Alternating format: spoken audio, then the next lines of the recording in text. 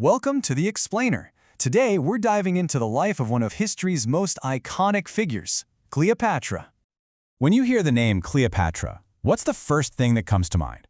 For most of us, it's the Hollywood version, right? The ultimate femme fatale, a stunning beauty who supposedly used her looks to change the course of history. But as we're about to see, the real story is so much more interesting. You see, the ancient writers who actually knew of her, like Plutarch, tell a very different tale. They barely mention her looks. What they couldn't stop talking about was her mind, her wit, and this absolutely irresistible charm. Her voice alone was said to be like an instrument. So that really brings us to the big question we're tackling today. Who was she? Was she a political mastermind who used relationships as just another tool in her arsenal? Or was she simply a seductress? Well, the truth is, she was far more complex and, frankly, far more brilliant than that. All right, here's our game plan. We're going to look at her as the last pharaoh, then the absolute chaos she inherited. We'll cover her game-changing alliances with Caesar and then Antony, the final epic battle for her empire, and, of course, her incredible legacy. So let's start with the woman herself. She wasn't just some figurehead queen. She was a scholar, a diplomat, and a leader who really understood the power of connecting with people. Okay, get this. Her family, the Ptolemies, had ruled Egypt for nearly 300 years. They were Greek, and in all that time, not a single one of them had bothered to learn the language of the Egyptian people. Not one.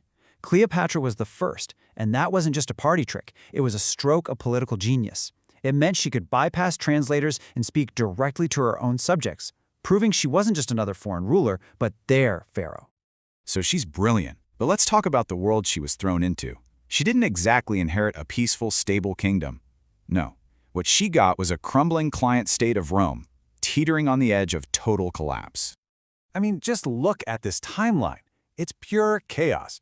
Her childhood was basically a masterclass in political backstabbing. Her own father gets exiled, only to come back with Roman soldiers, and one of those soldiers happens to be a young Mark Antony, and then he has her sister executed.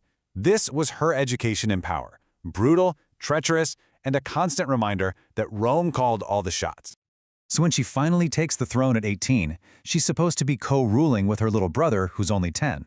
But the real power is in the hands of his advisors, and these guys saw her ambition as a huge threat. It didn't take long before they ganged up on her and kicked her out of her own capital city. So, she's been outmaneuvered and exiled. For most people, that would be game over. But not for Cleopatra. She saw Rome's bloody civil war not as a threat, but as her single greatest opportunity. And she made a move so bold, it's still famous thousands of years later. You know the story. She gets herself smuggled past her brother's guards, rolled up inside a carpet, and then dramatically unfurled at the feet of Julius Caesar himself. I mean, can you even imagine the guts that took? It was this incredible, high-stakes gamble to bypass her enemies and plead her case directly to the most powerful man on earth. And it worked. Caesar was already furious that his rivals had murdered Pompey, and now he was totally captivated by Cleopatra, so he sided with her. A brutal little war broke out right in the streets of Alexandria. In the end, her brother's army was crushed, and the boy king himself drowned in the Nile trying to escape. Just like that, Cleopatra was back on the throne, this time with the backing of Rome's legions. And then came the masterstroke. She gave birth to their son, Caesarion. And you have to understand, this baby wasn't just a baby. He was a living, breathing symbol of a whole new world order, a powerful fusion of ancient Egypt and mighty Rome. For Cleopatra, he was her ultimate insurance policy. But then, just 3 years later, disaster strikes. Caesar is assassinated in Rome, and Cleopatra's world is plunged back into chaos. She heads back to Egypt and has to figure out how to survive a new Roman civil war. This is what leads her to its most famous general, Mark Antony. And this is where you can really see how much she'd evolved. Her alliance with Caesar, that was about survival. She was desperate. But her partnership with Antony, that was a partnership of equals. Their goal was way bigger. They wanted to forge a whole new Eastern empire, a powerful rival to Rome, with Alexandria as its glittering capital. And they announced this grand plan to the world in a huge public ceremony called the Donations of Alexandria. They basically carved up the entire eastern half of the Roman world and handed it out to their kids. But the boldest move, the one that made war inevitable, They declared Caesar Ion, her son with Caesar, to be the king of kings and Caesar's true heir. This was a direct shot, a political missile, aimed squarely at Caesar's adopted son back in Rome, Octavian.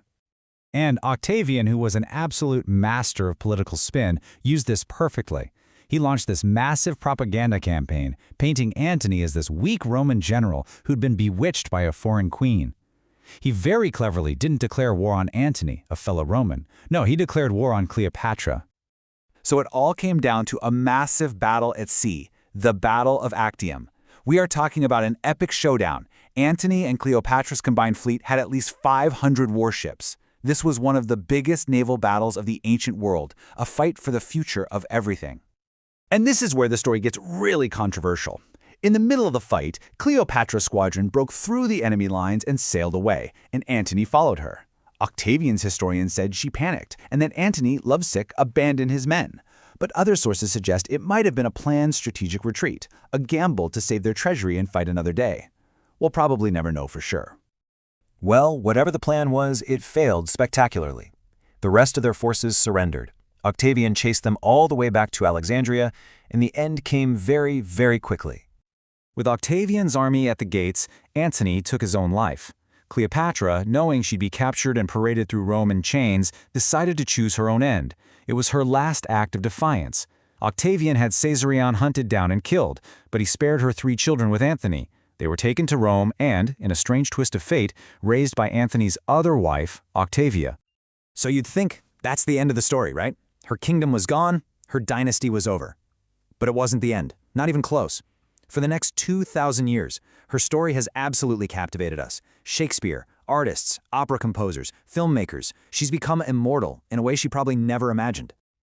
And the crazy thing is, that story is still unfolding.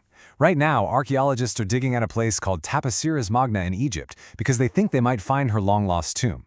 It's just this tantalizing reminder that even after 2 millennia, the brilliant, defiant, and completely unforgettable last pharaoh of Egypt still has secrets to share.